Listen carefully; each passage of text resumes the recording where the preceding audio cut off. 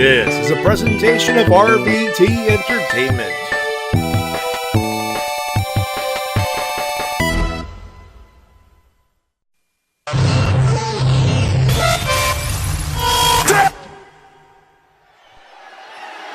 Are you ready? No! I said, are you ready?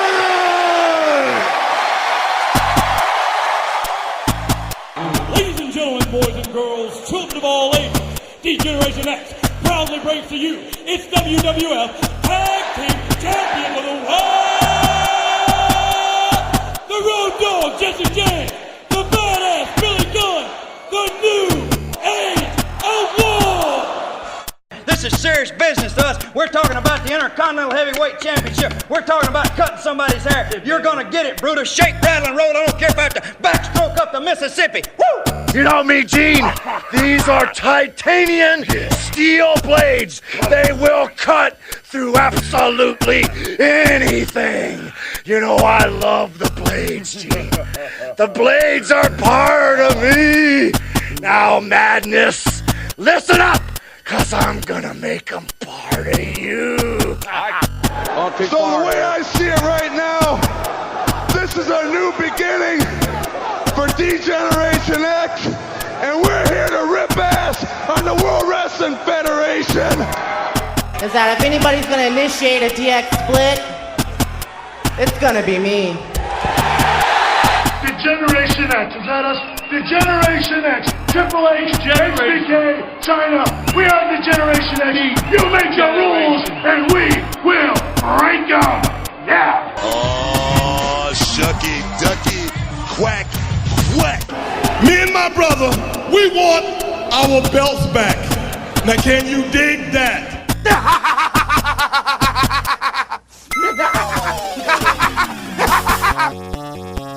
You know, some people think I'm a little strange. I want to prove that I can excellently execute any wrestler I want, anytime I want. If you're not down with that, we got 2 words for you. Hey, hi, hello, ladies and gentlemen, and welcome to the Wrestle-Cast, presented by RVT Entertainment on thebrokeninternet.com, bottomatic.com, iTunes, and wherever else you may find this fine audio recording, and live on RVT Entertainment's official Twitch.tv channel. We talk about professional wrestling, both in the mainstream and the independent scene. Welcome to WrestleMania motherfucking weekend, bitch! Holy shit! My name's Matty Jay. That, I'm assuming, is a slightly tired TWK. Yeah, considering I had work today and then NXT TAKEOVer, and I know the feeling. Good lord. Oh boy. By the way, aren't you glad we previewed the MSG show tomorrow last week? I know. Whoo! Because, yeah, we're 20 minutes late because, guess what? T-Dub said Oval will be, T-Dub, we'll be fine. They'll finish just before we go on air. They usually do. They usually do, but they started at 7. I'm thinking, we'll be fine. 3 hours later. To be in fairness, we didn't think Walter was going to take 25 minutes to beat the crap out of Pete Dunne. He took his sweet time with that. He took his... Well, they both had a great... We'll get to that. We will get to that. Oh, boy. Oh, boy. Oh, boy, oh, boy. We got to talk about the new best... We got to talk about the new benchmark for NXT takeovers because, goddamn, we'll get to that in a few minutes. We got a little bit of Impact news, a little bit of some matches out of the woodwork for WrestleMania weekend in the Indies department. I've seen one of which that has been highly praised. I will tell you in the first segment. Of course, our review of NXT TakeOver New York, aka Brooklyn 5. And for those wondering, yes, Shucky Ducky for Booker T. Why? I already gave him the good clip a couple years ago. I want to put over Stevie Ray. You have any idea how hard it was to find a good Stevie Ray promo? took me about 2 hours to find one that was decent and clean enough. Not easy. I mean, the Xbox one, I'm like, Jesus, you try to find that on the network. Because you ain't finding that shit on YouTube in good quality. Or the original version, which is what that was. And yes, it was an extra long because DX. And in fairness to Road Dogg, you gotta go to whole 9 yards on that. You gotta. Also, I gotta put up the thing. There we go. Put up the thing. There we go. See the chat in there? There they are. There's the chat. There's the chat room for you. We got a full house. All Anyway. right, enough gaggling. Let's get to the Let's review. get to it. Now, I don't have a clip of the week because I call it weird. I had a feeling I'll be racing against the clock to put together a clip of the week in review of NXT TakeOver. So I don't have a clip from what we just saw. I will tell you this. If you have not watched TakeOver and you're not in the chat, whoops. You're about to get just a little bit of a. Oh dang! I lost it. Well, no problem. I will find it again. There we go. That's what I was looking for. All right, so don't have a clip, but I will tell you who won in a matter of hitting the theme or the 8-bit version of the winner of said match. Ladies and gentlemen, your winner is...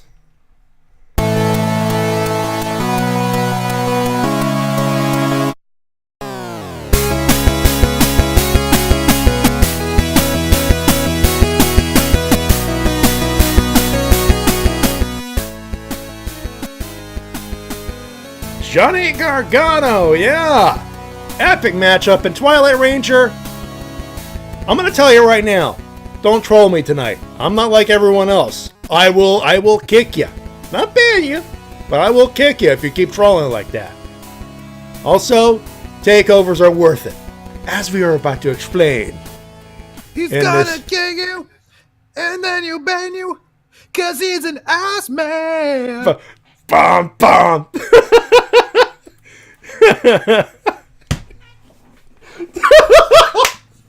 You know, I got one later. But we'll talk about that later. Ooh, yeah. Usually, Enrico is right. Takeovers usually do better than in the quality department of the WWE main rosters. It is one of those things. If you have the network, and it's like one of the big 4 or big 5 pay-per-view weekends, Takeover usually does one. They are worth the time investment. Oh yes, especially tonight. Mars Girl tuned in to her first takeover, and I'm assuming she loved the crap out of that. Oh, yeah. Looking at her tweets, yeah, she enjoyed herself, which is good. We need more wrestling fans. That's always good. I'm always welcome. Yes. Also, check your mic. You're a little quiet there, just a tad. You're coming in just a tad quiet.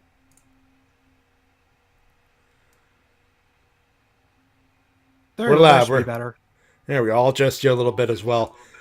There we go. Yeah, apparently my the Discord did not detect my. Yeah, it does. It hates to detect your mic. It dislikes your mic for some reason. But then again, it's not like Skype. In fairness. All right, let's get to the business because we do have to do some news because goddamn John Oliver happened. TakeOver New York, aka Brooklyn 5, and yes, I will say 5 because April 5, King Kong Bundy 5. And Brooklyn, New York. We need 5. We need 5, Big E. Barclays Center, Brooklyn, New York City, New York.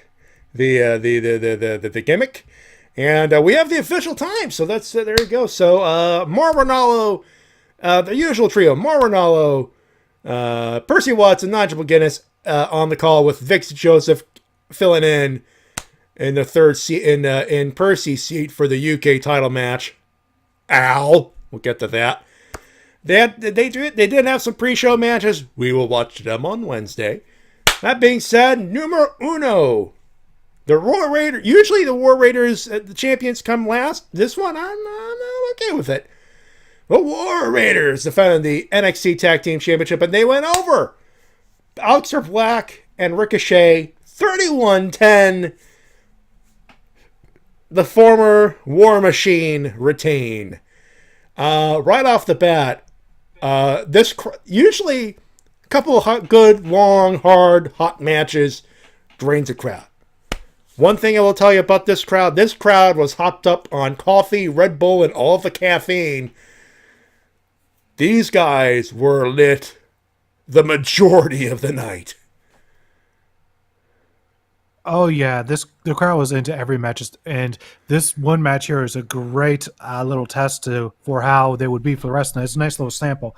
And the only thing I love about this match is just how fast paced it was. The fact that you had two big guys with War Machine. Don't let that deceive you. These guys are as quick as they No, especially Rowe. He big dude. He a flying dude. He likes to fly. That's Hanson. Hanson's the high flyer. Hanson. Well, they both fly, but Hanson's more of a agile of the two. He's the man with the hair is what you're looking at if you're looking at them for the first time. The man with the hair flies. Yeah, Hanson has hair. That's a good way to remember. Hanson has hair, likes to fly. He is also a fat fuck, so that's gonna hurt. But and that's not a joke. That's wow. Oh my God. They went 31-10, as I mentioned. So many spots. Of course, at the end, they did the traditional bow when they won. Everything else. That was a nice touch.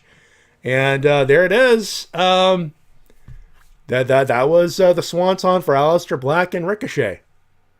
Yeah, and they got the full send-off, too. After the match, War Machine gave them a bow. Yeah. Black and Ricochet reciprocated. And then they got like a good 5 minutes alone in the ring to just take it in with the crowd. That was just, yes. Yeah, Enrico, Triple F, flying fat fuck. Well, true, but he could still kick your ass. That's the difference there. I'm a flying fat fuck near a pool.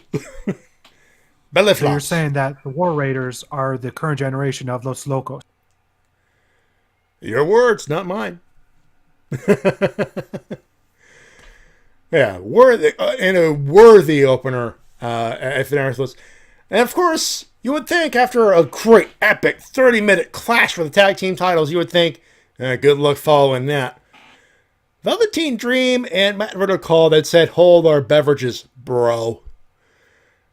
Velveteen Dream over Matt Riddle for the NXT and North American Heavyweight Championship, 17:35. It felt like a 20-minute match, and these guys, oh my God. I thought Matt Riddle was going to win it, but they kept it on the Dream, and goddamn, what a match. Yeah, and it was a little slow to begin with, but it was fucking fantastic. They knew that this is where they were smart about this. They slowed it down because, well, they want the crowd to calm down just a tad. And Velveteen Dream's the kind of guy that you could take his time, which is good. I'll knock on him. And they give this match more time than I thought, because I thought surely Matt Riddle was going to win in like 5 minutes. No, that did not happen. This was a proper good length of a match, and Velveteen Dream. People say call him up. Don't call him up. Keep him right there. He's where he belongs. Yeah, Velveteen Dream is one of the people where I want him to stay in NXT as long as possible. Keep him away from Vince McMahon's devious hands. Okay, you're getting quiet, dude. I had to say it. You're getting quiet again. I don't know why. Let me just... Everything should... Check your volume settings.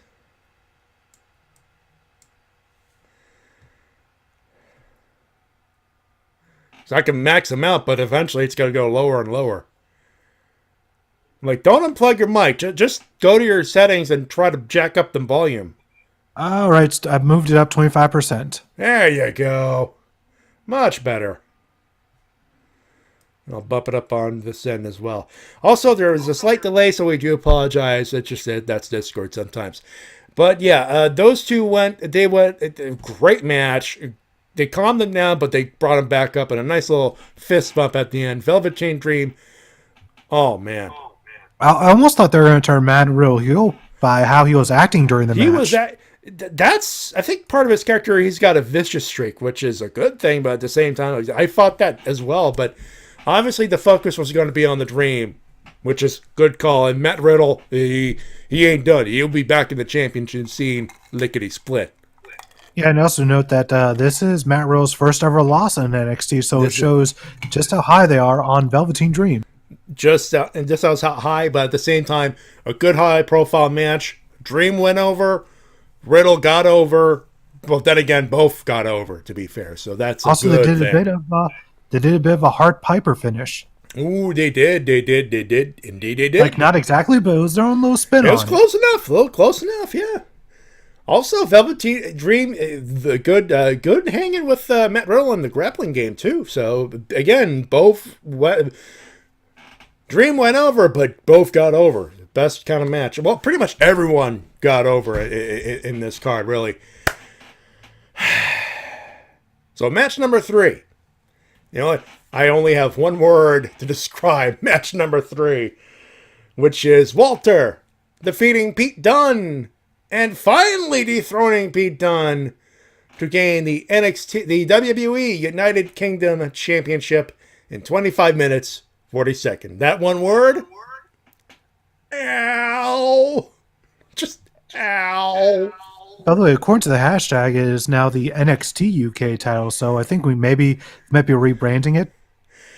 Well, it's the UK, the NXT UK brand is called the NXT UK, so it kind of makes sense. But the WWE UK Championship, it is called that officially until they change it up, obviously. But yes, Al. Also, people looking at Walter saying, "Hello." He's like, "Oh, he's just a regular bloke with classical music." I was laughing at those tweets. Oh, Mars Girl's like, "Hello, he's just an unassuming bloke. Hello, I'm here. I am Walter." Yeah, true. Also, Walter shows up, says, "Hello, I am Walter." Chop. Oh, crap. I broke the guy again. Oh, God, I caved his chest. Actually, he's Austrian, so I probably should be doing my Arnold impression, which is kind of an Austrian accent anyway. But it's an angry Arnold. But, it would be, "Hello, I am Walter. I'm Walter. Hey, hi. Hey, let me chop you." Oh, crap. I caved the dude's chest in again. Oh, hi, Pete Dunne. Ah, crap. I didn't want to break him. Come on, hit me. Hit me harder. Is that you call that a hit? Yeah, I will say there was a few moments where I actually thought Pete Dunne was going to retain. Most notably when he actually had the arm submission in. I thought, okay, this is it. He's gonna tap. He's gonna make him tap. He's gonna make him tap. Oh, he didn't tap. He reached the ropes. God damn it! No, Pete Dunne's gonna die. I don't want to die. No, not Pete Dunne. Not Pete Dunne. What? Not Pete Dunne. Yes, not Pete Dunne. You know what, T-Dub? At the very least, he went down in a blaze of glory. No, I'm not gonna sing it, but you get the idea. He went down. He got Mike awesomed.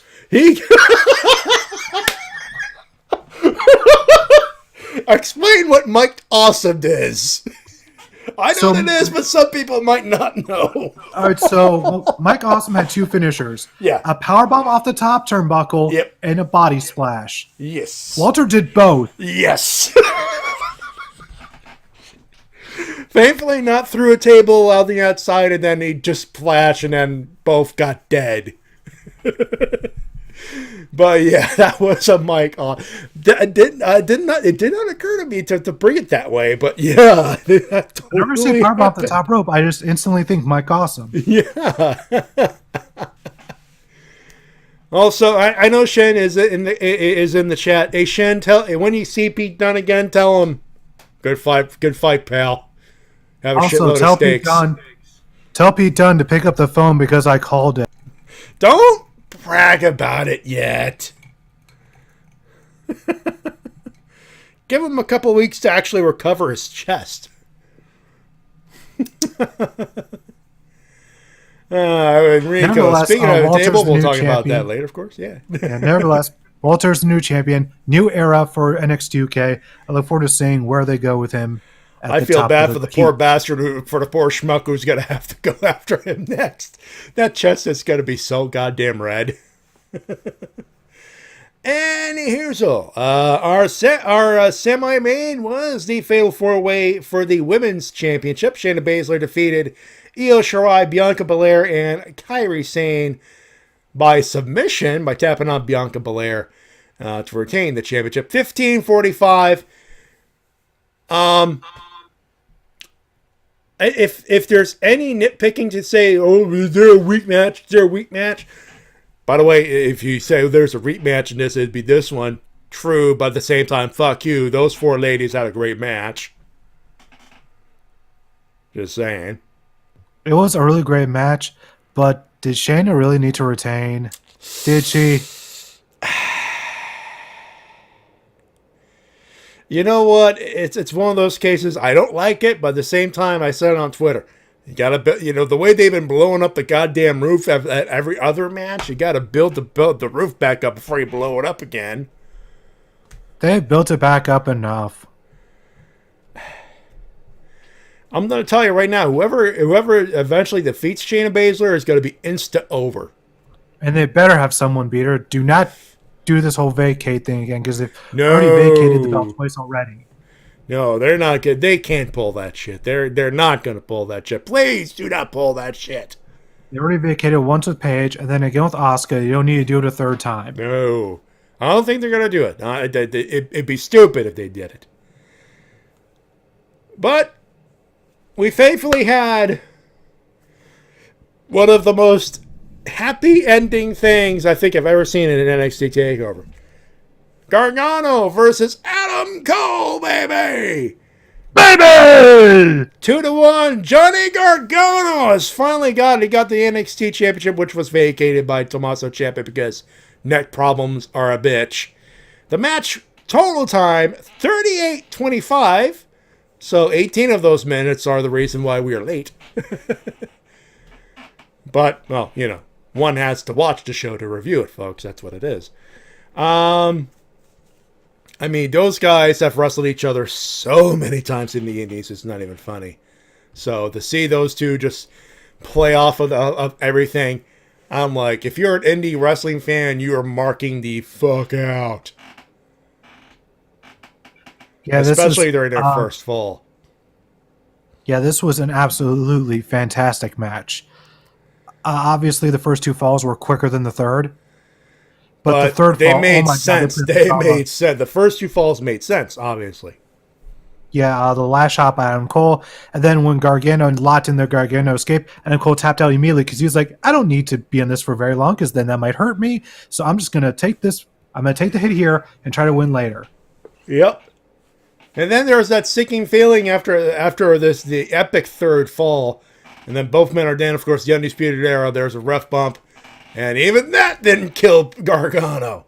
There was like, nope, fuck this. Me belt mine.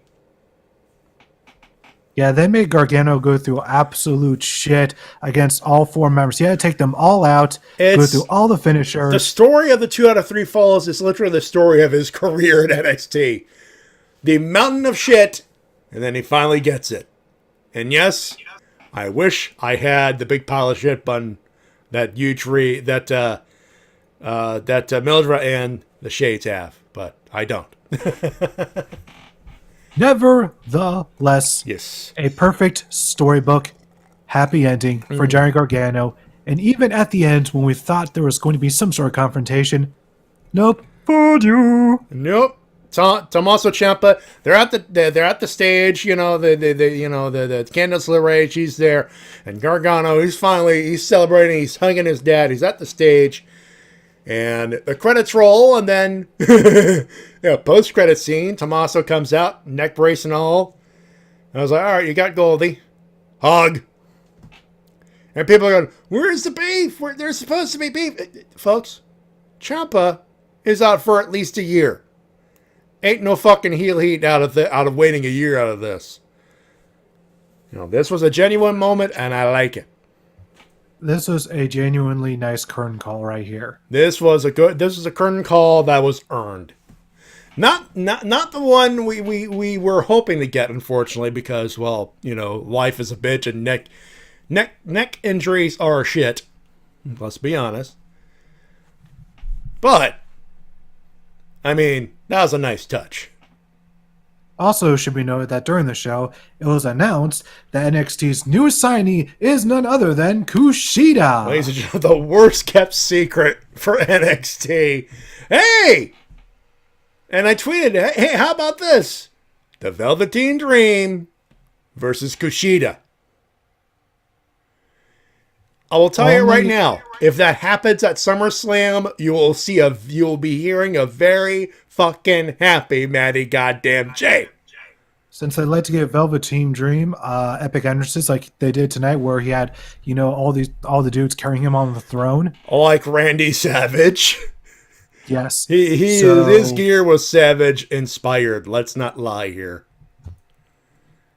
That wasn't just Savage, that was vicious, yeah! That was Randy Savage. Yeah, that was awesome. Yeah. So what they should do with Kushida is give him the full Back to the Future entrance like they would in New Japan. Do it. Now, Taguchi did Doc Brown in New Japan. Who is Doc Brown in this case? Why, none other than the #1 announcer in all of WWE, Sho Funaki.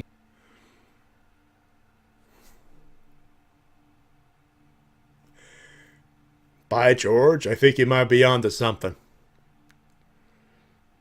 But hey, that'll be for another day.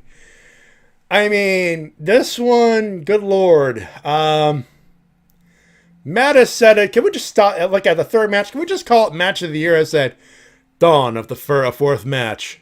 2 matches remain. Yes, that was Majora's Mask reference. You're welcome. But this one, goddamn, I'm trying to find a reason to give it less than 5 out of 5, but no, 5. 5 out of 5. King Kong Bundy, Big E, 5. I can't give it less than that. I can't. That was one of the best takeovers I've ever watched live. Yeah, 5 for me as well. That was fantastic stuff. I mean, say what you will about Shayna Baszler. That was a great 4-way for those 4 women. They had a great outing. Everyone delivered. And when everyone delivers, you get 5 out of goddamn 5. Now, normally I'd say WWE, follow that. But tomorrow's not WWE's turn. It's New Japan and Ring of Honor. So, New Japan and Ring of Honor, holy shit. That goddamn. Good luck, guys. You're going to need it. Normally, I don't want to say that in New Japan because they're going to bring it. New Japan, Ring of Honor, they're going to bring it. You're still going to need to look. Just good luck. Really. I'm not kidding. Now's the topper.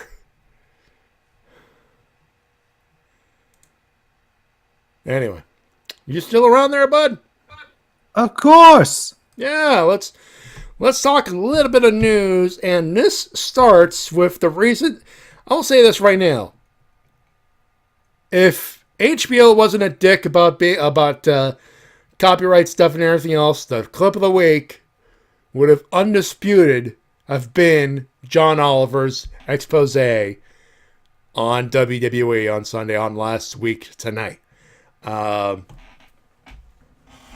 Jim Cornette said it best, believe it or not, T-Dub. That was the most thorough and true realistic exposés on wrestling from a mainstream outlet ever. Yeah, I can't disagree with that.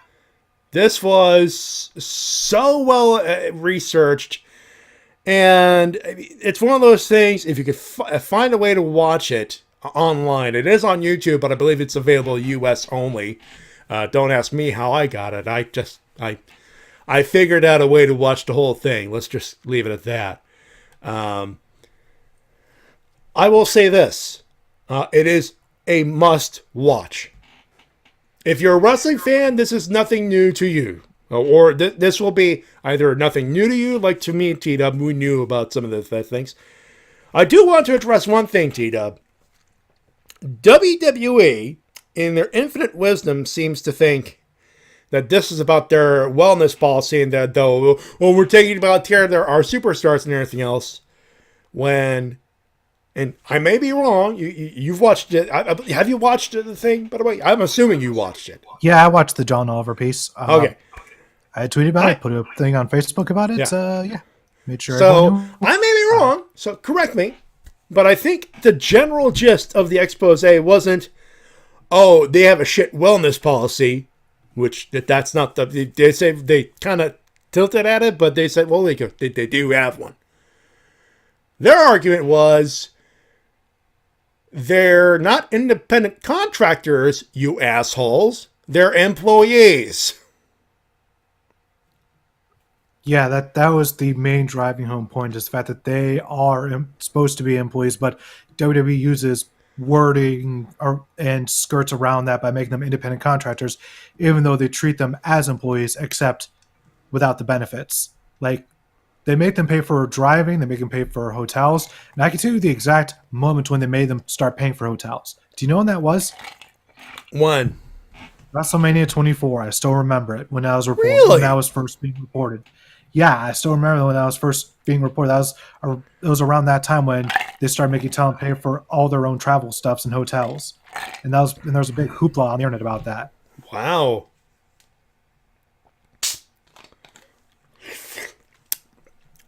No, Shin, this is New Japan's going to have to follow that immediately. WWE will have to follow G1 Supercard. Let's keep that in mind. G1 might be able to match it. If they can match it, good for them. I don't think WrestleMania is going to, though. No. But again, anyways, G1. getting back on topic, Anyway. Yeah, the John Oliver piece was pretty on point. It wasn't perfect, but it hit all the points that I needed to. And as basically everyone who in the wrestling media has said, this is nothing new to people who, read the dirt sheets and all this stuff and listen to all the interviews. Like, we all knew about all these problems that WWE has, but this was not for us. This is for a mainstream audience that does not know this stuff. This was, the best way I could say it was, it paid respect to the wrestling fan who they knew they were gonna get the attention of, but at the same time telling the mainstream audience, hey, this shit is happening, we don't like it. Also, I love the constant references to how much John Oliver enjoys wrestling. He's like, wrestling is better than that thing you like. Yes. There is. Now, for those of you, I'm not listening to the audience in the chat, but those of you who might be is listening to this for the first time, I doubt there are. But if you're for the first time, there is a mountain of shit to get through those awesome moments. But when they happen, they're fucking glorious.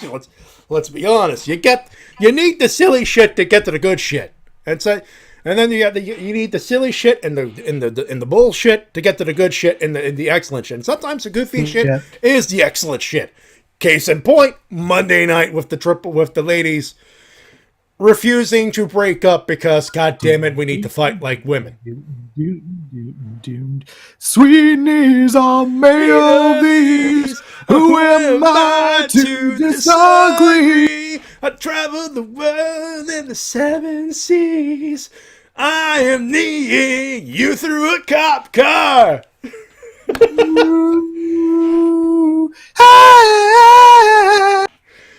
You almost stole my thunder, but goddamn, I got my gag in.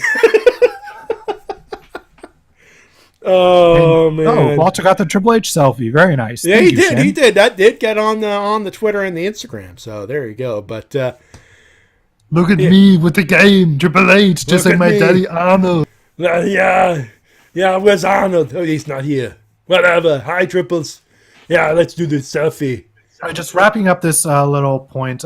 If you have not seen this segment, it's on YouTube. Go watch it. It's great. It is. It is worthwhile. If you're a wrestling fan, nothing new, but you're gonna laugh your ass off. You're just gonna laugh your ass off. And to quote one final note: say what you will, You could fake being hit over the head with the garbage can lid. You could fake being hit with a bedpan, but you cannot fake and your head shoved up Rikishi's ass. That was perfect way to end it. Just Vince McMahon's face up Rikishi's ass. That was just mwah. That was right. If you hate Vince, here's some catharsis. Wah! Yeah, the one thing I will say about Vince is that there is no level he won't sink to in order to sell a buck, to make a buck. Like if you tell him, if he discovers that, hey, if I jump off this really tall thing, that'll make me $1 billion. Okay, where's the ladder? Yeah. Hell, Shane will do it for you. Where's the ladder? I need to make that money. God damn it, Shane, what are you doing with that ladder? That's my $1 billion. God damn it. Yeah, just look at his matches at WrestleMania against like Hulk Hogan and Shawn Michaels as an example as to the lengths he will go. He was bloodied and bruised in both those matches. I will say this: if there's one nitpick to John Oliver and his team, you used the wrong super kick from Shawn Michaels. Oh, you should have used the one from WrestleMania? Should have used 22. Yeah. Just then again, they might have been on some sort of time crunch when it comes to finding clips. Fair enough. This is a weekly show. Did it? Fair enough. That is very true. They probably just typed in Vince McMahon YouTube and just found just random clips. And decided to get the higher quality just to make sure their broadcast usable, which is fair. Yes, absolutely. Yes. Anyway, so on to the thing I want to talk about. Oh my God. So you've seen the thing on Monday, I'm assuming. So there was a 6-woman tag, the Riot Squad taking on the ladies in the triple threat. And the ladies are not allowed to fight each other because if they do, they lose their spot. Well, Ronda Rousey says, balls to that, makes a member of the Riot Squad tap out and goes, beeline straight to Charlotte, get some, bitch! And not security, not the cops, not even handcuffs. Just 3 women just wanted to beat the shit out of each other. Before we continue, I'd just like to say one thing. Yes. The Riot Squad deserve better! No one will argue here. Not a damn person. How you do my girl Ruby Riot in like that? That's just bullshit! And what about Logan and Liv Morgan? What about Logan and Morgan?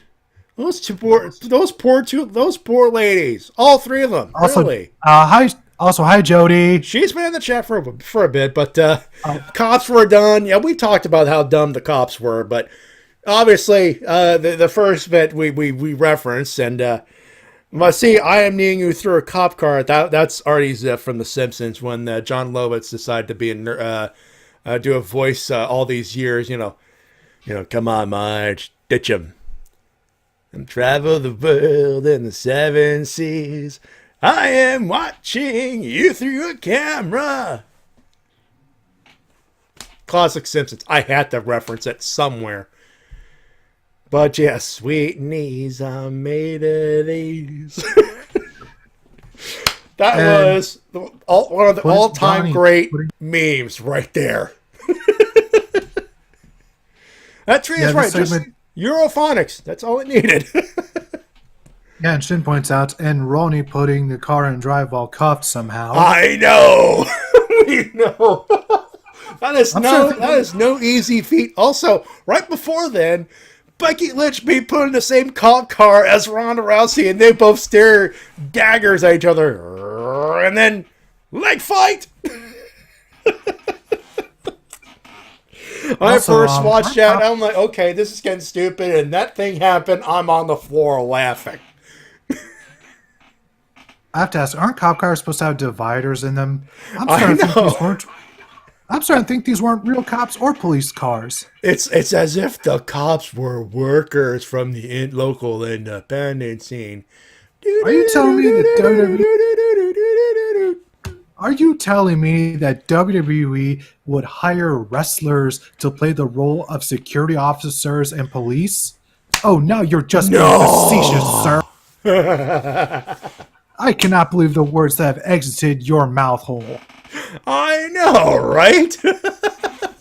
And yet, It happened. But anyway. Oh, God. And then knee to the face. Charlotte just hobbling, and then Ronnie. Yeah, the knee.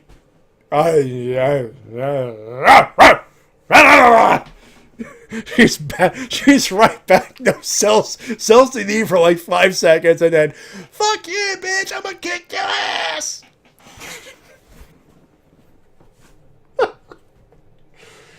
T-Dub. I love being a wrestling fan. It's like moments like that. They don't come often enough, but moments like that. My God.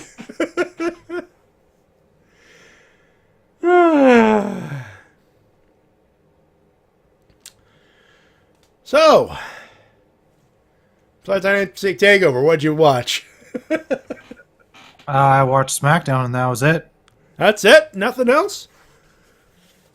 I've been busy with work. I've been busy with work and making my latest video, which is just released earlier today. You should totally go watch. That was good. I'll tell you of one match, of one show that I was able to catch, amazingly enough. Josh Barnett's Bloodsport. Now, you may have heard of Matt Riddle's Bloodsport last year. That was before the bro got signed to NXT, bro. And the main event was Josh Barnett versus Minoru Suzuki. Now, most of the matches, as Zach McGibbon, our good pal Gibby, he was live tweeting the thing, actually, believe it or not. I thought yesterday. I thought he finally got a commentary gig. No, but he's got a couple of commentary gigs here and there. But he's working at CFRA,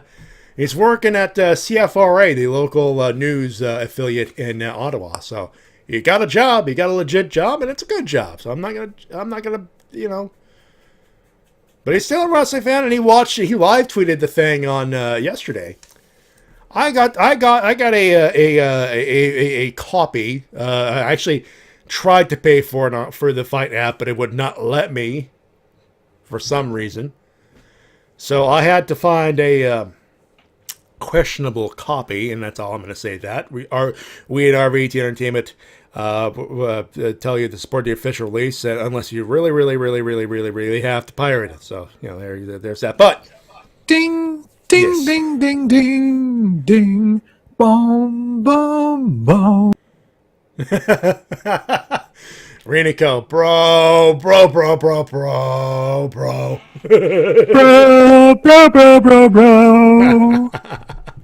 We gotta keep it official. Support the official release. I tried. The Fight app just did not want to cooperate with me.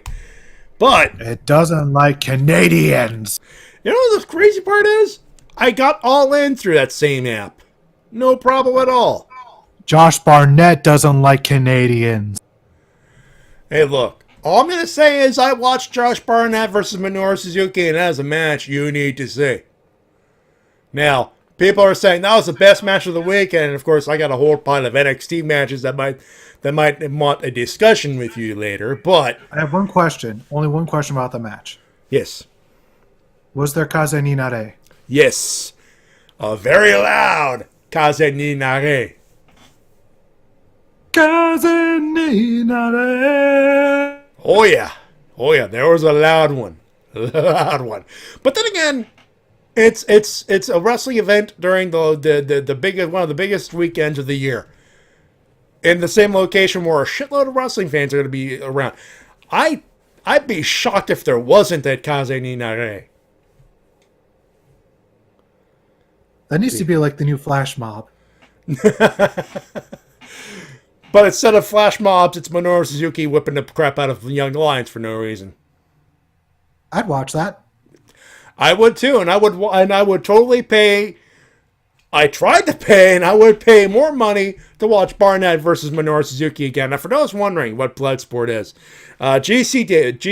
Game Changer Wrestling. They're the ones, same people that run Joey Janela's Spring Break.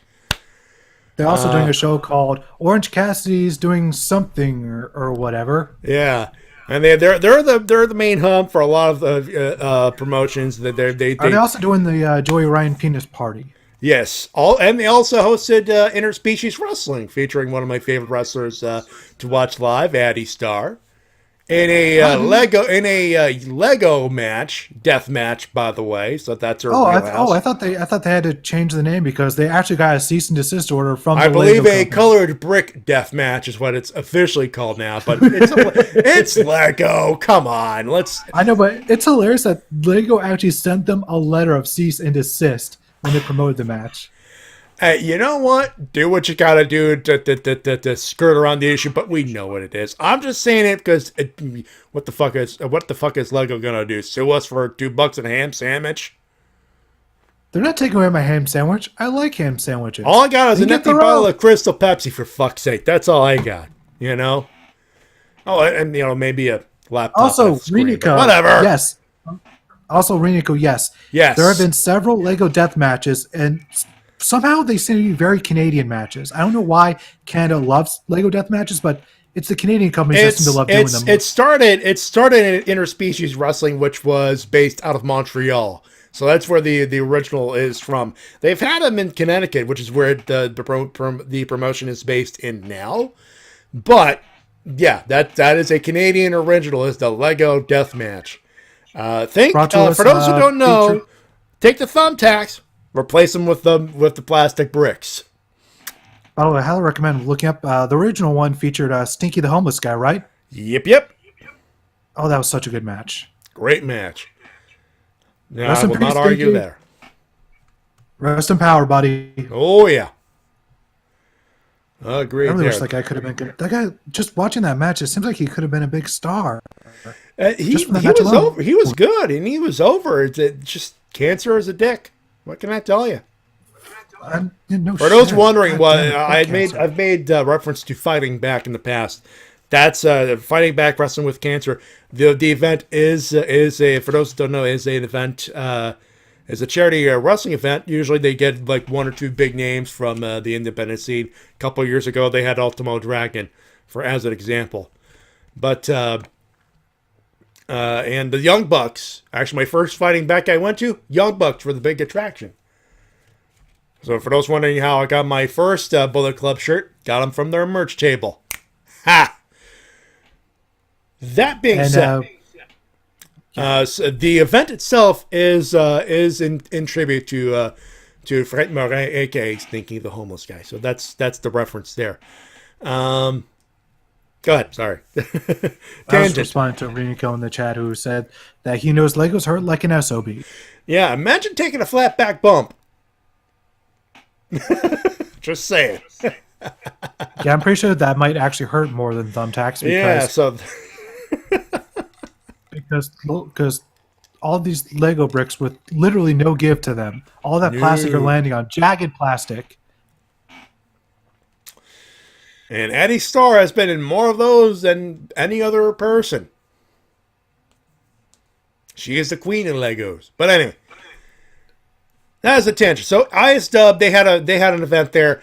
Bloodsport's one of those events that is promoted by JCW, and the idea was no ropes, no pinfalls, straight hybrid MMA pro wrestling hybrid show, and it's great.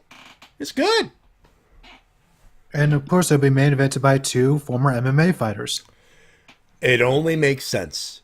And just want to let everyone know, in a real MMA match, Suzuki once tapped out Ken Shamrock.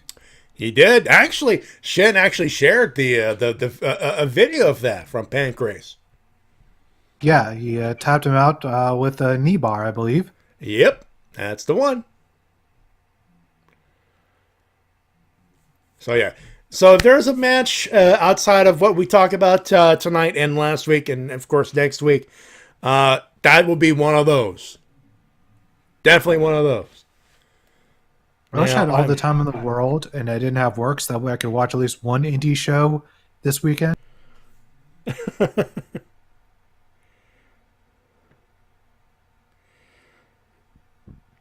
I think one indie show, I mean, anything from Game Changer Wrestling, either Bloodsport or Joey Janela's thing, or the one that happens to host Hornswoggle versus Scott fucking Steiner. That would be another one to tune into. I'm pretty sure that as soon as the bell rings, Hornswoggle's going to think to himself, Why did I agree to this?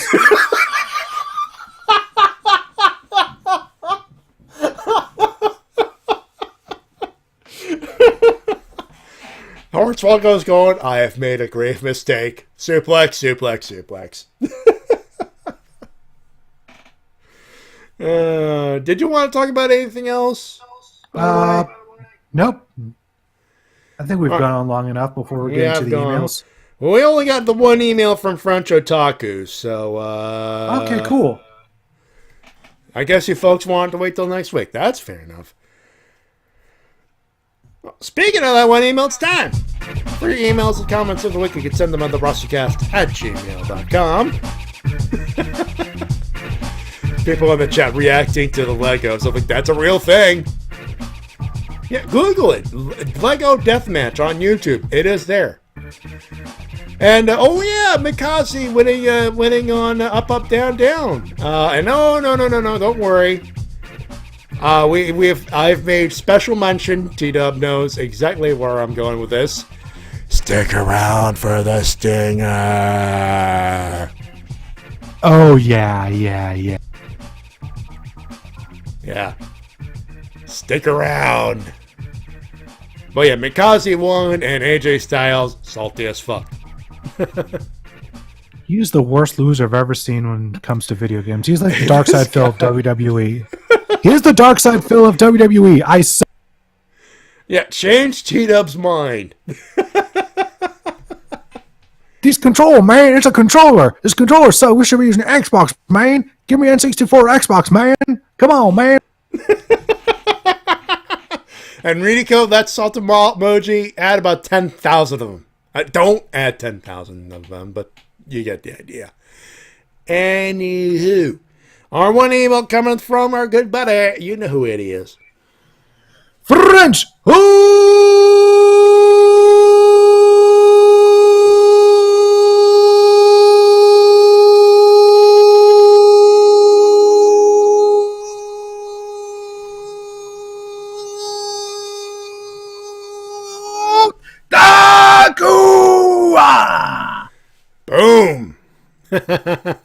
Baby! There you go, Adam Cole, baby.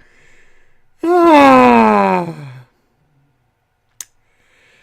everyone. Well, this is it, WrestleMania week, and I'm not ready for it since last week. And Allie! Insert Caesar's death music from JoJo Season 2. I'm sorry. Sorry. Since it'll be a long-ass show to deal with. God damn you, Craig. I miss Mathis. I'm not going to go over Raw, SmackDown Live, NXT. I'll give you the quick rundown of both pay-per-view specials. By the way, Allie, the death. I know it's a couple weeks ago, but it still hurts, T-Dub. It still hurts. Pain without love. Pain can't get enough. Pain. I like it. Cause I'd rather feel pain than nothing at all. It's okay, Demon. I'm whole now. The feels. Like, I know she's going to AEW. She'll be just fine, but the feels. Anyway, on to the email. NXT TAKEOVER New York. Go watch it. It'll be awesome. Also, make Johnny Gargano NXT champion. That is it. Well, I'll handle this. Your wish is granted.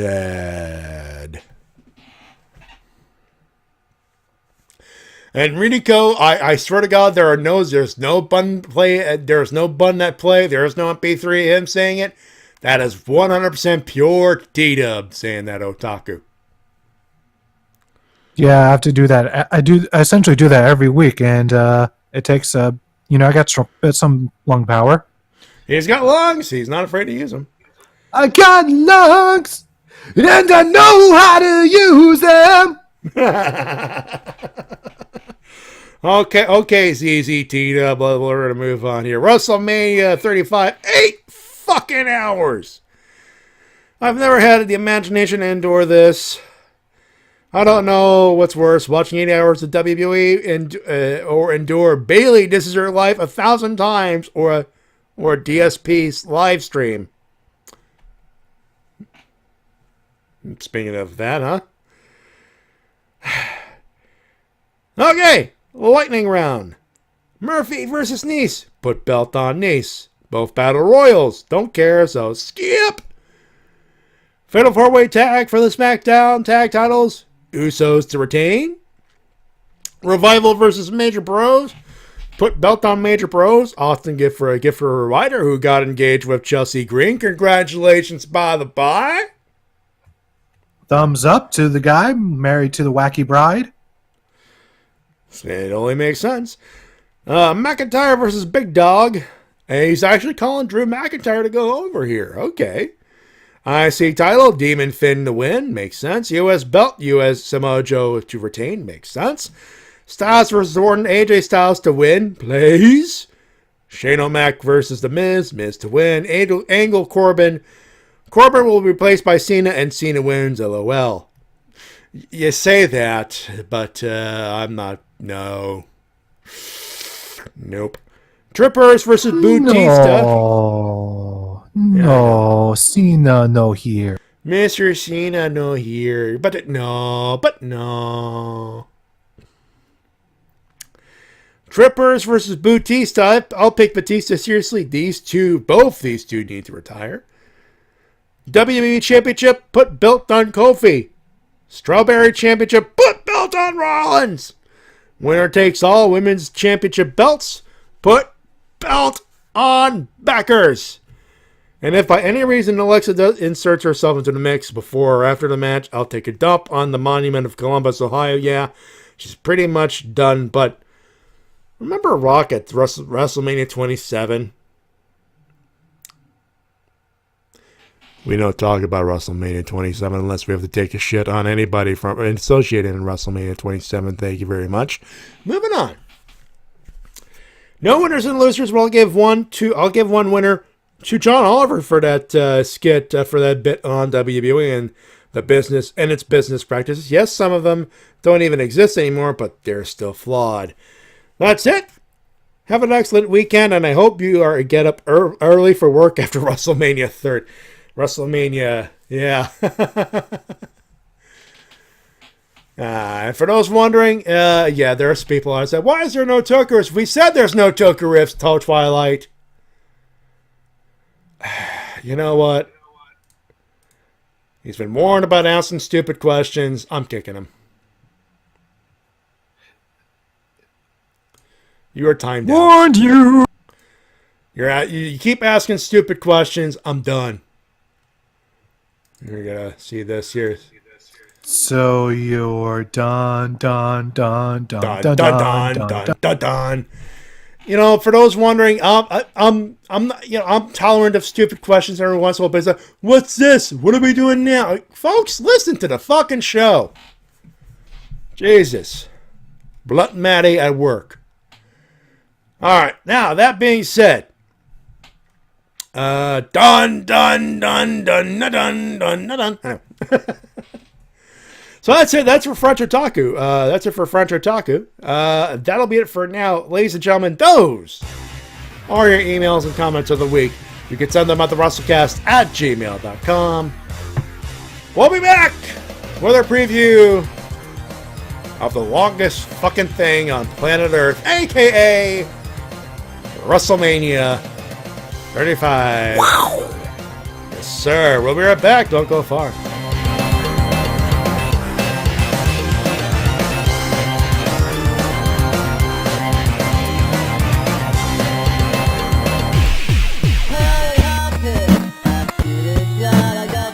God fucking damn it.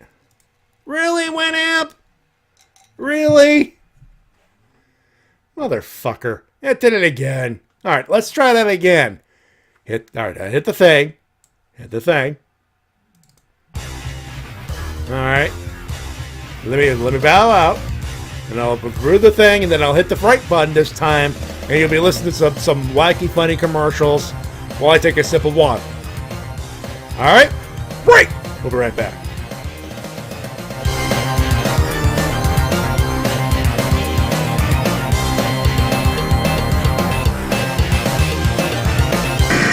And now a word from our sponsors. Ladies and gentlemen, Elias.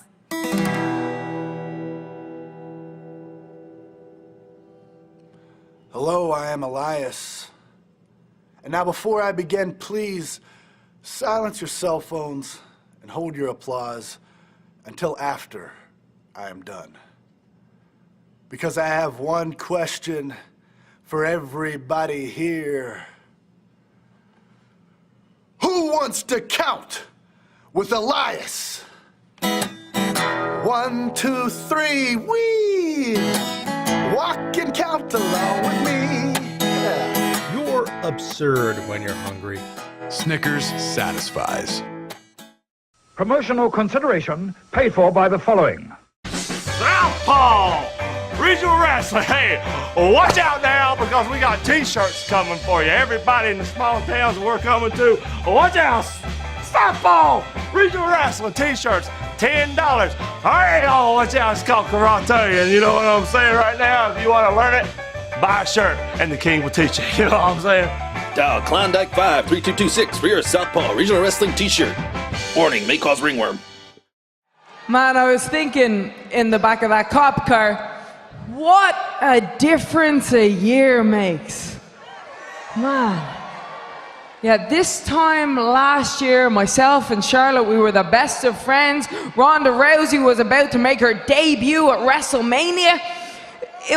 It was like all the stars were aligned to get the queen and the baddest woman on the planet into the main event of this year's WrestleMania. Yeah, that was until I smacked the smugness off of Charlotte Flair's face at SummerSlam. That one strike changed everything. I was determined at that point that I was going to do whatever it took to fight to get into this year's WrestleMania. And look at us now.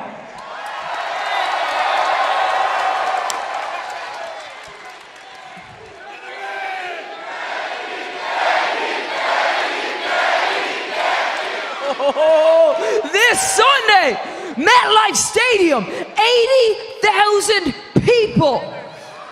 The first time ever the women are the main event of WrestleMania. The queen, the baddest woman on the planet, and the man going head to head to head. My revolution, our revolution, the real revolution that started last year at SummerSlam with a slap is gonna explode this Sunday. When the winner takes all and I make one of them dopes tap. So the next time you see me, lads, I'm gonna be the champ that I knew I always was, the double champ!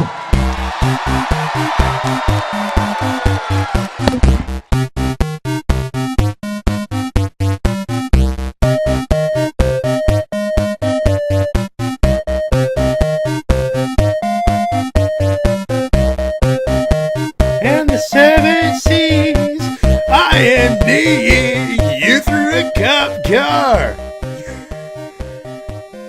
That was my contribution to the meme right there. I had to go for the meme.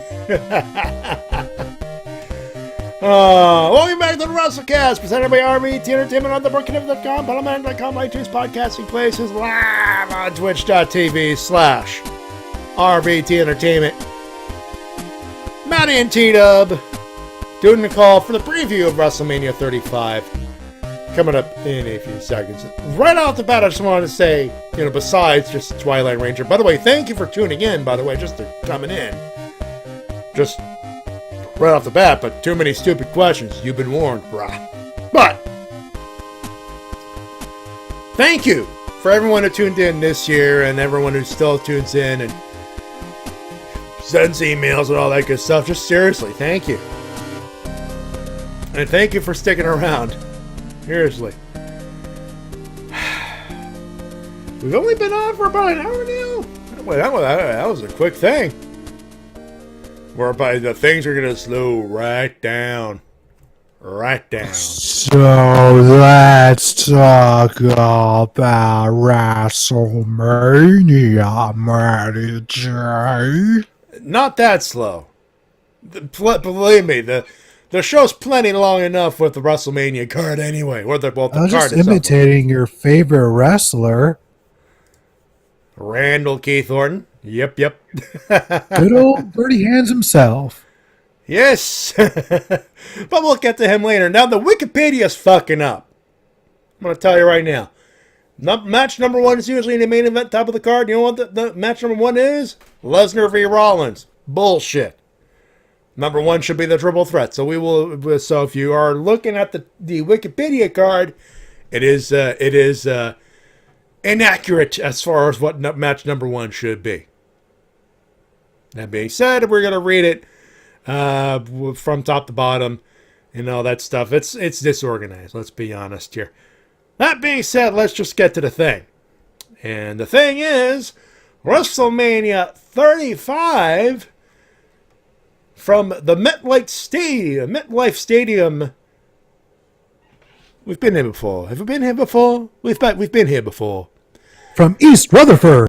East Rutherford, New Jersey, or as WWE likes to call it, the shadows of New York City. On behalf of New Jersey, and we know a few people from New Jersey, fuck you, Vinny. It's New Jersey. New York, New Jersey. Call it what the fuck it is, asshole. New Jersey. But anyway, so we will call it as that. WrestleMania 35, MetLife Stadium, East Rutherford, New Jersey. I almost fucked up that, but I also said New York, New Jersey. Anywho, by the way, I want to, actually, before I forget, Zachary79, thank you very much for the host, by the way. You might have noticed a little badge pop up during the break, or the take 2 of the break. We begin with the pre-shows. We got the Battle Royales, which we'll cover in a second. We're going to start with the Cruiserweight Championship of the World. Why is it again on the kickoff? Because Vince don't care about Cruiserweights. Fuck you, Vinny. A match that actually has build-up is getting put on the pre-show, as opposed to the Raw Tag Team title match, which apparently will not be on the pre-show, and yet has gotten 0 build-up. Bullshit. But still going to be a great one. Buddy Murphy taking on Tony Nese for the Cruiserweight title. I'm looking kind of forward to this one. This one had a good build. I think these two are going to tear it down, and I don't think there's going to be a new champion, but like I said, should still be a quality match. Should. The women's WrestleMania Battle Royal, or as many in the wrestling community agree, it should be called the Sensational Invitational. Yeah. I refuse to call it by the original name. Agreed. By the way, in case you're wondering, I will tell you later. The participant, we'll start with the ladies. As I said, the announced participants: Dana Brooke, Mickie James, Ruby Wright, Liv Morgan, and Sarah Logan. Asuka, Carmella, Naomi, Lana, Mandy Rose, Sonya Deville, Zelina Vega, and Nikki Cross. And somewhere in there, Lacey Evans is probably going to pop up in there with a fashion show for some dumb fucking reason. But it will happen. It consists of the entire SmackDown Women's division. Can we just either have Nikki Cross or Asuka win? That'll be my pick. That'll be nice.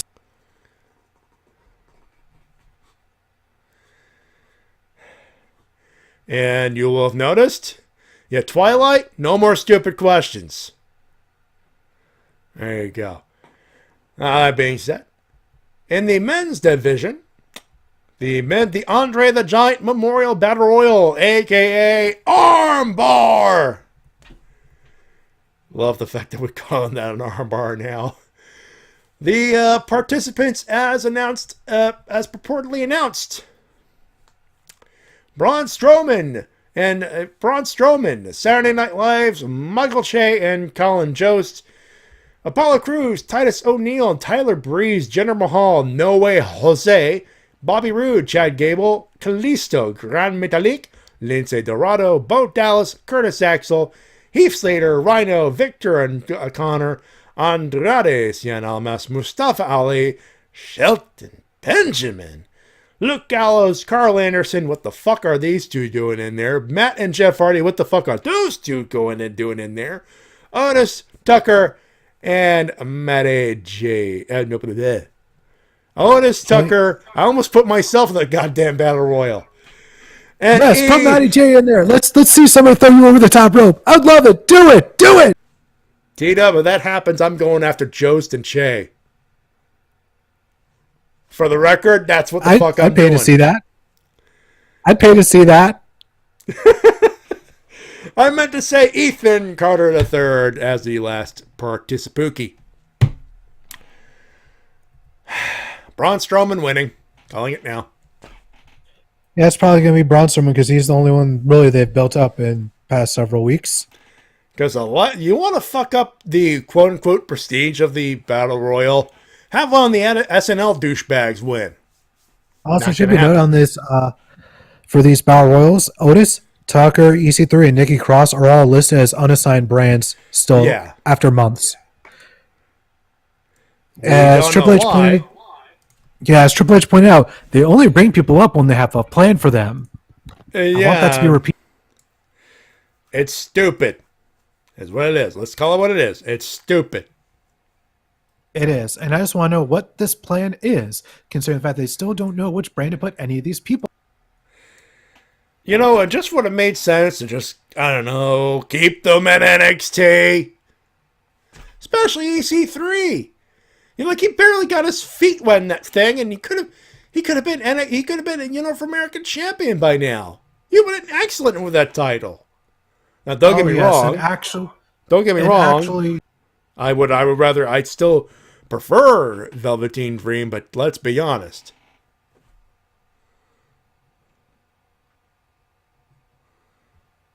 Yeah, but it'd be nice if, EC3 could at least talk, use words, the thing that he's the best at. That's a skill. And they refuse to let him talk. Just for months and months. And Twilight Ranger, that's a legit question. Why are we laughing about Nikki Cross? Because, god damn it, she deserves better. Hell, Otis and Tucker deserve better. Just saying. Well, at least Nikki Cross on this week's SmackDown got to be Mia Yim's henchman. And hey, how much money would you pay Nikki Cross to trade places with between you and Shelton Benjamin? I don't want anyone choking me out. Yeah, but you were calling 500, 600, 700. You're on Rift Down. You're talking. Anyway. The card proper begins. We'll talk about the tag titles. We may as well bring that up. The Revival taking on Kurt Hawkins and Zack Ryder for the WWE. He couldn't even finish the sentence. Zack Ryder and Kurt Hawkins. Speaking of no build-up, god damn it. Like, of course there's built-in build-up with Kurt Hawkins with the losing streak. And by the way, for the record, I'm calling the Edgeheads to regain the titles because, god damn it, that's a WrestleMania moment yeah. Yeah, it's gonna be the Major Bros. Major Bros. Why? Because Kurt Hawkins has a losing streak and he would like to ditch it. Yeah. I think that's going to... Hopefully they give these guys enough time to have at least a decent match, but I don't see that happening. Yeah, and Renico's out saying FTR... Yeah, FTR still technically stands for fuck the Revival, but I would amend that by saying fuck the Revival are getting fucked over. Just goddamn.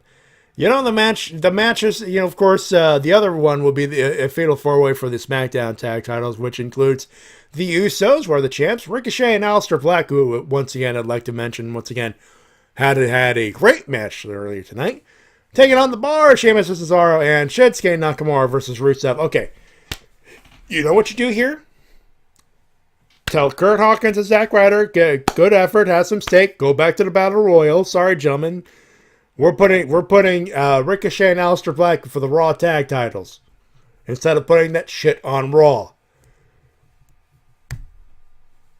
Yeah, I would have had Revival versus Dawson versus Black and Ricochet and kept the Usos tag the SmackDown tag a triple threat. Why? Yeah, and again, this is not a knock on Ryder and Hawkins, but where the fuck have they been on TV? You know what I mean? That and Black and Ricochet actually have wins over the Revival. You know? And I believe the match on Raw this Monday ended in a countout, right? That's what happened. And usually that leads to a rematch where, you actually have a definitive finish. That's what usually happens. Anyway, so I would have the Usos retain simply on the fact that they actually re-signed, so they're good to go. They're locked in. They decide to not fuck off for some dumb fucking reason.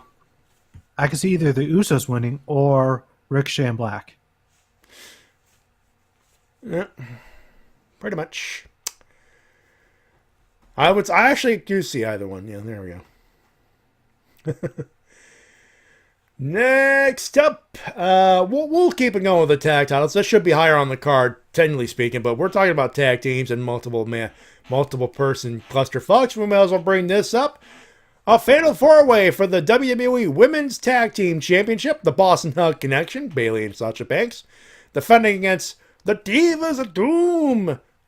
Beth Phoenix making her pay-per-view return. She had a great match on Monday, I thought. Her and Natalya, and they're taking on the Iconics, Billie Kay and Ben Royce, and as the Solo Monster would call it, the Samoan Sleeping Pill, Nia Jax and Tamina.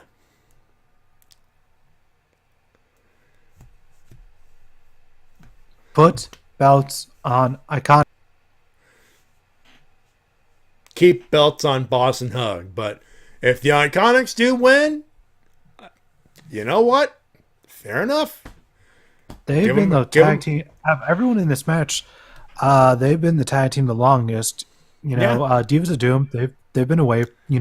Beth's been away for a while, so they have. And even when they were around, they weren't really a tag team. But like the Iconics were they felt like a tag team for the longest time. They've been tagging together for at least a good 3 years. You get the feeling that the original plan for this was, Team Bestie. Trish and Lita. By the way, you get that feeling? I don't know. Just a feeling between Beth Phoenix and Natalya. Nothing wrong, nothing against them, but you get the feeling that spot was meant for Trish and Lita, and neither said yes. They said, "Are you fucking kidding me? Fuck off, we're done." Just a thought I'd share. Nevertheless, let's hope once again this match gets a decent amount of time and the women are able to show off what they can do, and then the Iconics win because they're the best.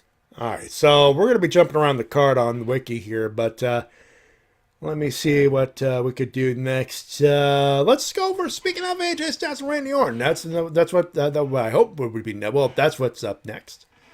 Styles, Orton, you know what? If that spot they did on the KO show, that was picture perfect. The setup for the phenomenal forearm into a picture perfect RKO. The fact that they gave that away on TV kind of clues me into AJ Styles winning, because spot that good, you don't give that away. You keep that on the wraps until the match, unless you have a different idea. I'm calling AJ Styles just based on that, unless they could come up with a even crazier bump to sell the RKO. RKO out of the Styles Clash.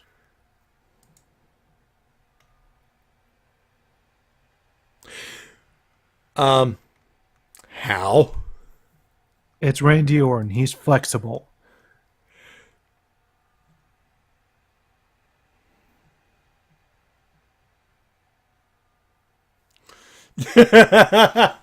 And shit, AJ loses because he's still bitching about losing in the up, up, down, down belt. The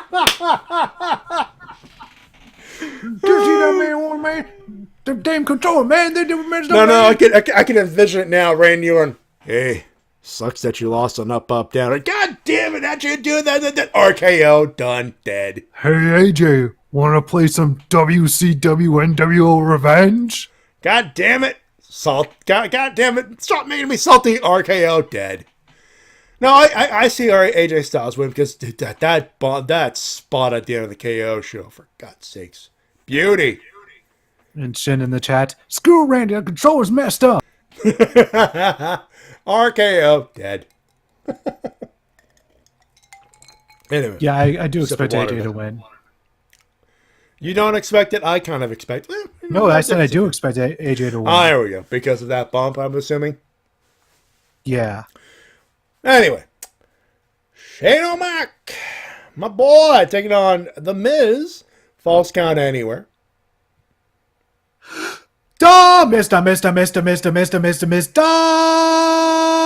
Miz. Yeah, that's a blow off. The Miz to win. Roman Reigns, Drew McIntyre, Uno y Uno. They've been building up Drew McIntyre like the guy to beat, I think.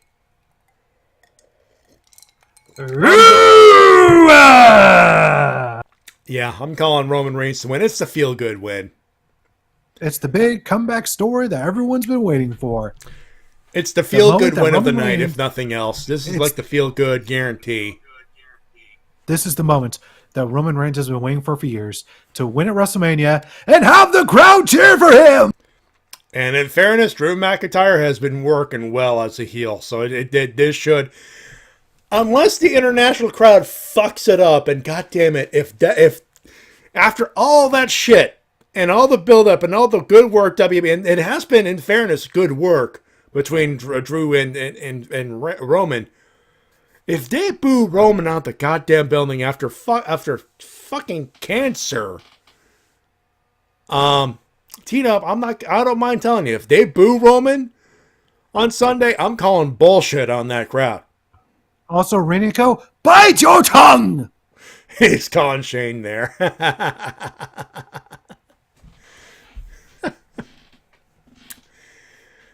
Okay. So, Bobo Lashley defending the Intercontinental Champion against Demon Finn Balor.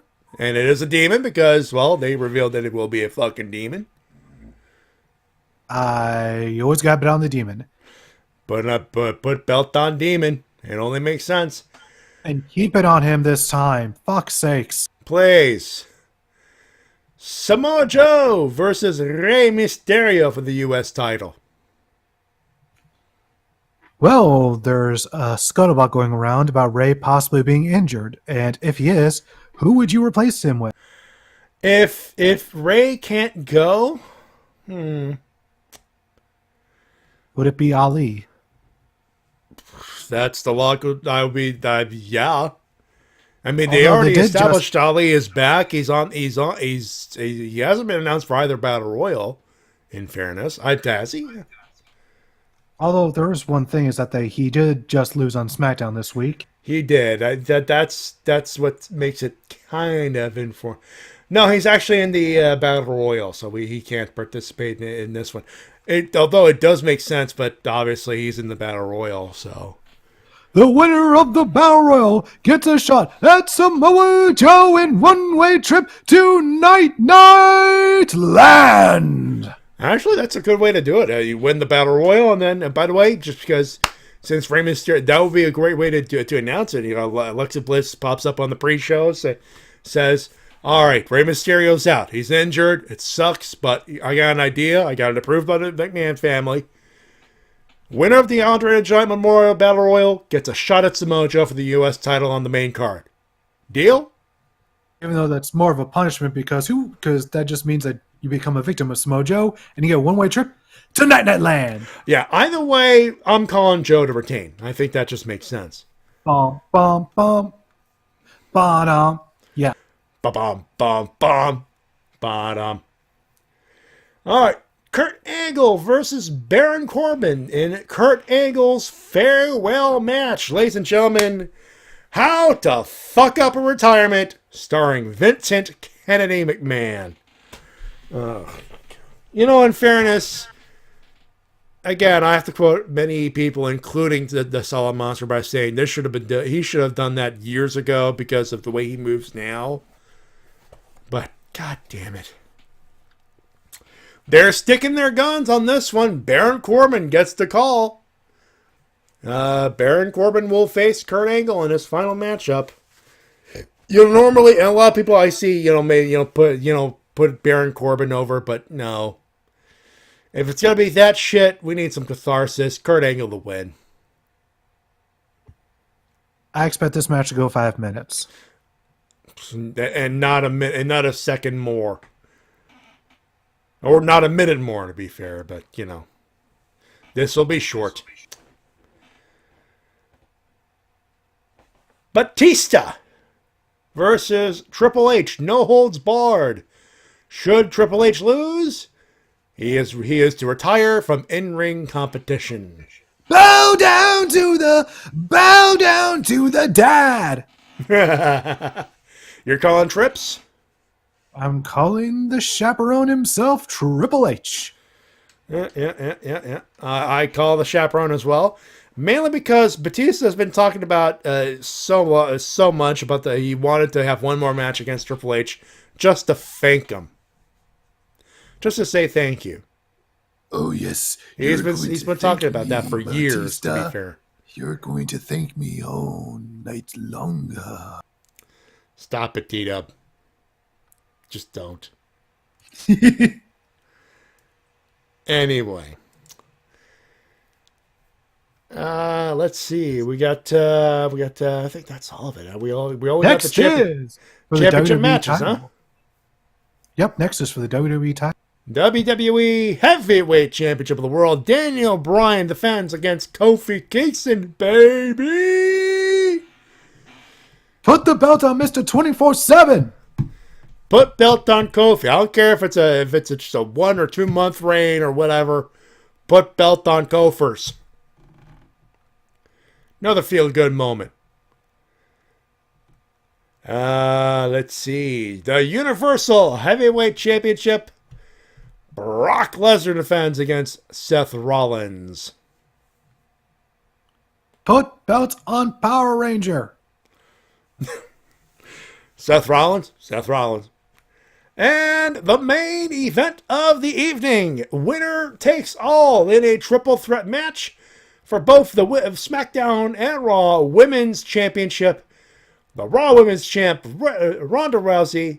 The SmackDown Women's Champ, Charlotte Flair, taking on the winner of the Women's Battle Royal, Becky the Man Lynch. You mean the winner of the Women's Royal Rumble? Women's Royal Rumble, yeah. Also, in reference to the WWE title match, ShintigerCurl says, Bumbleclot! Yep. Beckers. Put belt on Beckers. Put belt on the man. Put both belts on the man. I 100% agree. Give Becky the belts. She's earned them. That. She's earned them. And that would be the most cathartic ending to WrestleMania in quite some time. It just makes sense. So obviously Vince is going to fuck it up, but... That's what I'm worried about. I'm worried about Vince just fucking it up at the last second like he sometimes does, even though he really shouldn't have to. Also, Mildred says, put the belt on the man so we can watch Animal cry more. Put the belt on the man so...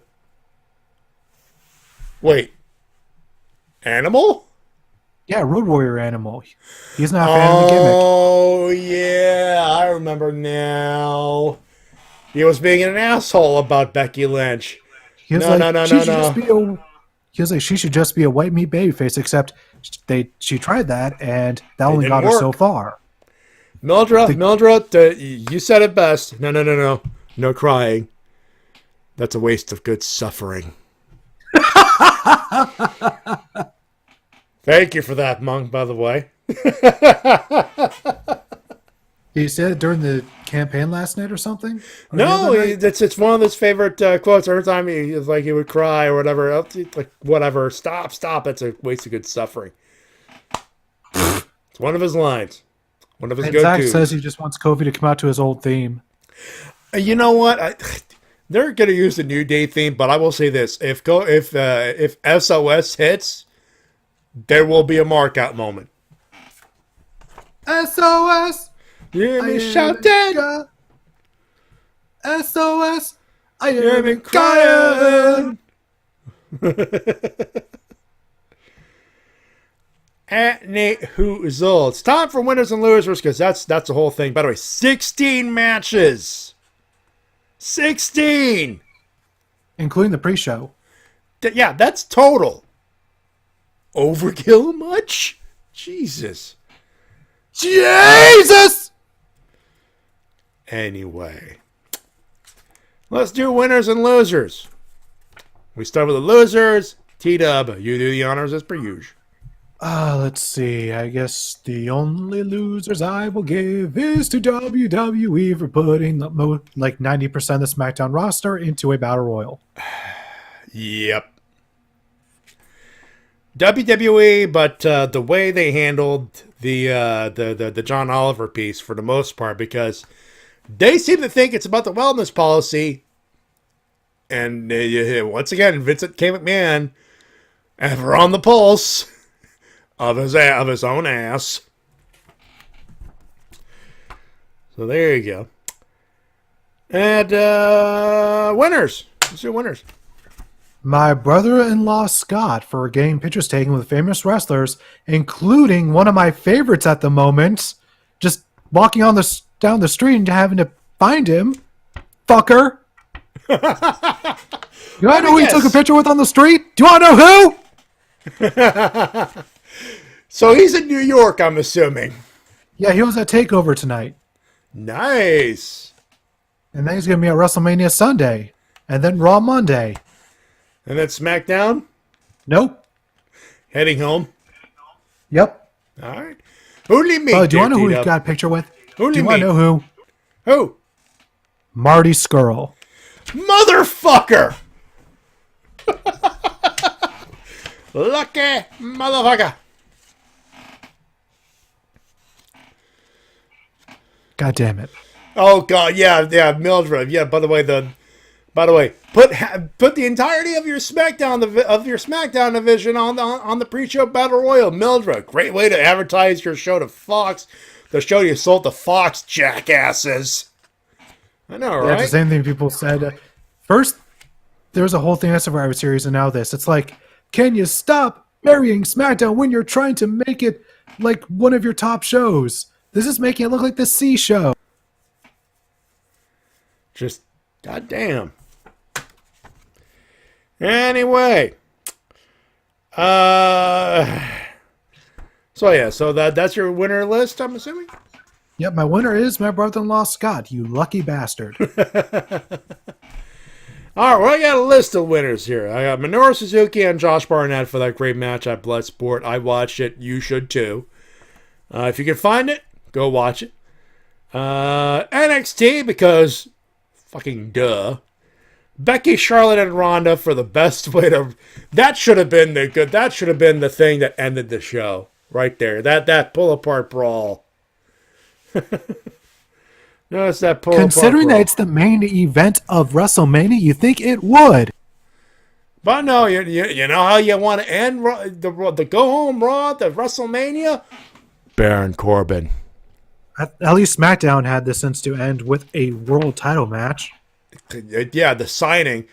Kind of a lip note, but a right note at the very least. Yeah, at least it ended with a championship build-up instead of just a match that no one's looking forward to. No matter how much you try WWE, you cannot get the fans to care about the retirement match of Kurt Angle being against Baron Corbin of all people. You fucked up. Own it. Just, I get they're trying to get people to watch it, and there'll be the shock thing, Baron Corbin is injured or whatever. he can't go, and then it's John Cena. But god damn it, if you're gonna put John Cena versus Kurt Angle, fucking announce the match already. Also, that's a match that definitely deserved a whole month build at least. It deserved a build from Rumble on. Because that's one of the guys that gave you some of the best matches in your fucking company's history, and you're treating him like some lower mid card jamoke at this point.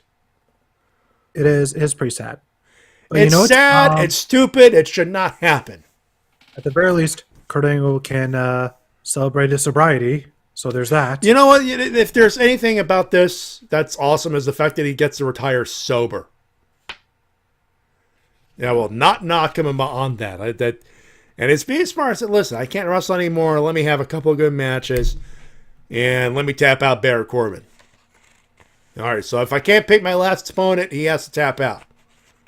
Fair enough. I hope I'm right. I hope Kurt Angle wins, because at this point, if he can't even pick his final fucking opponent, for God's sake, at least allow him to have some dignity and tap the poor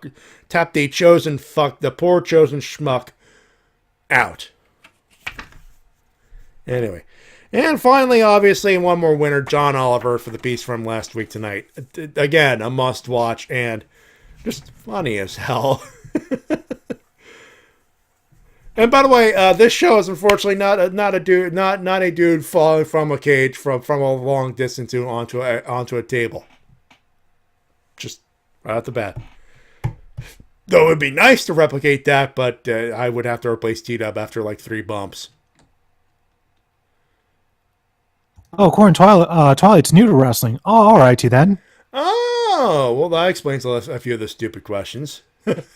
They're legitimate questions. I don't know if WrestleMania, you know what? I would say WrestleMania is a good start, no matter what.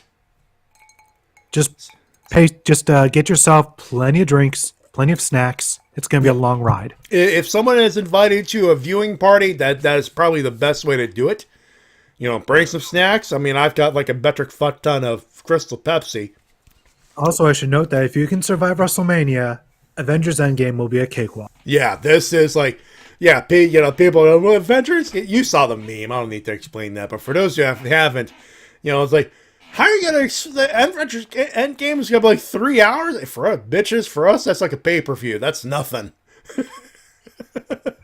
Us wrestling fans, we're tempered in raw shit, folks. Bitch, that's a pre... Yeah, bitches, that's a pre-show. That's like a pre-show in the first hour of a pay-per-view. That's nothing. That's nothing to us, man. Anyway, so you mentioned a new video, your unpopular opinions on professional wrestling. Yes, that got put up. I decided to do that, because everyone's got their own unpopular opinions in the world of wrestling, so I decided to share a few of my own. So if you enjoyed that video enough, maybe I'll make a part 2 sometime down the line. There you go. By the way, I went the entire show while having ShintigerCurl's Twitter information. Well, you got Shin, you got a free plug for your Twitter.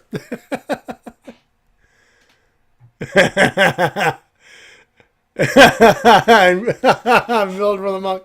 I've read Fatal. Most of you aren't even on my level. Oh, I'm willing to bet most of us are about to be on that level after Sunday. Yeah. Anyway. So yeah, of course, you can follow me on Twitter at MattyJ316, TWK at TWK official. I happen to have an Instagram as well under the same handle. T-Dub's Patreon, patreon.com/TWK reviews. Hey, you get them videos that I keep talking about. They're up there early. You get them early.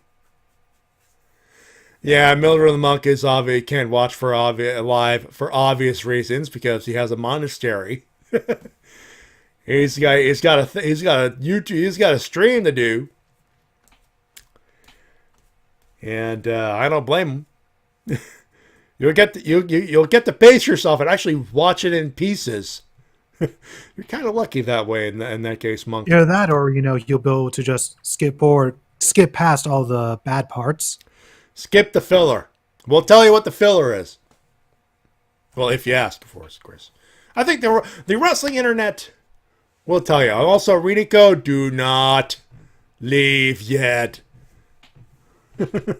Stinger awaits. The stinger awaits. And of course, my tip jar, paypal.me/MattyJ316. Next show you'll hear me on will be on Wednesday when we do another RPG run through and all that good stuff. Actually, are we doing that? I'm not sure. Probably the next one will more likely be Ranger Recap with another episode of Beast Morphers. By the way, T-Dub kicked ass this week.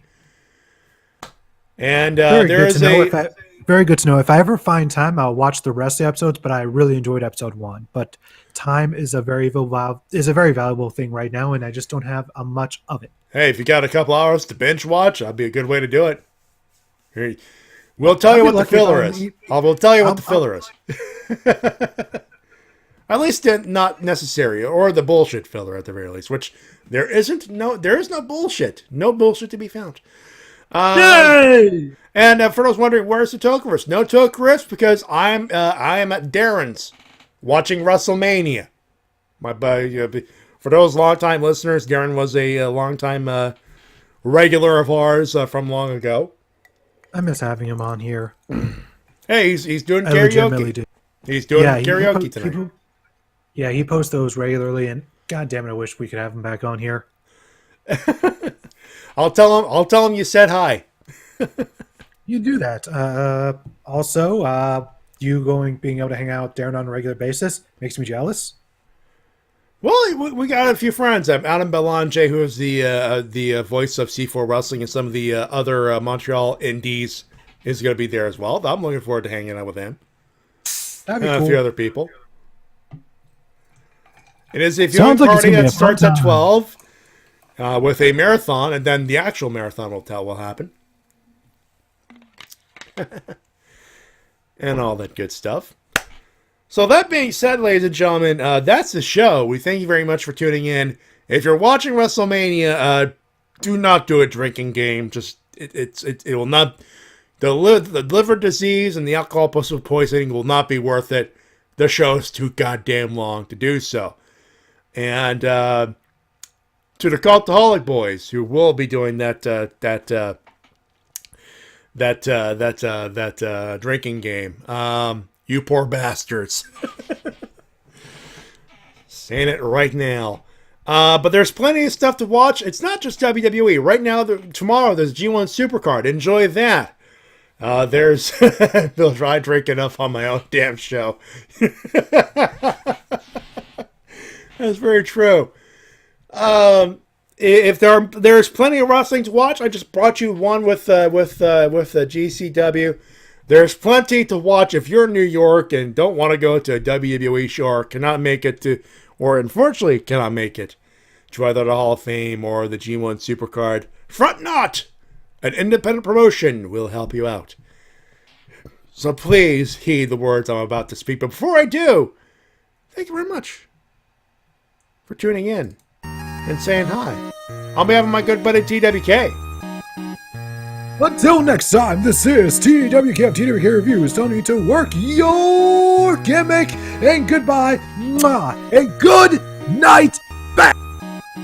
My name is Matty Jay, reminding you to help professional wrestling support your independent promotion as soon as possible.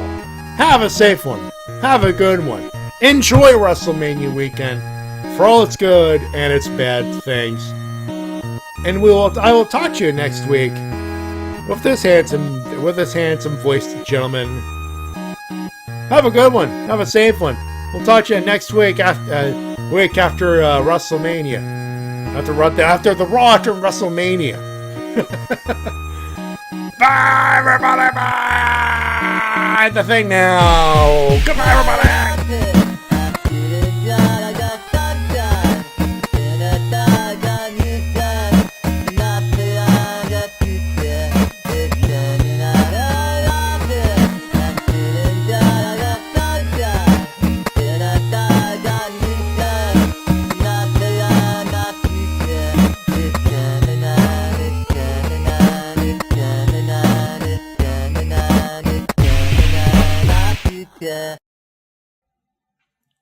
And now, a dramatization of how AJ Styles reacted when losing on Up, Up, Down, Down. Kids, would you step outside for a second?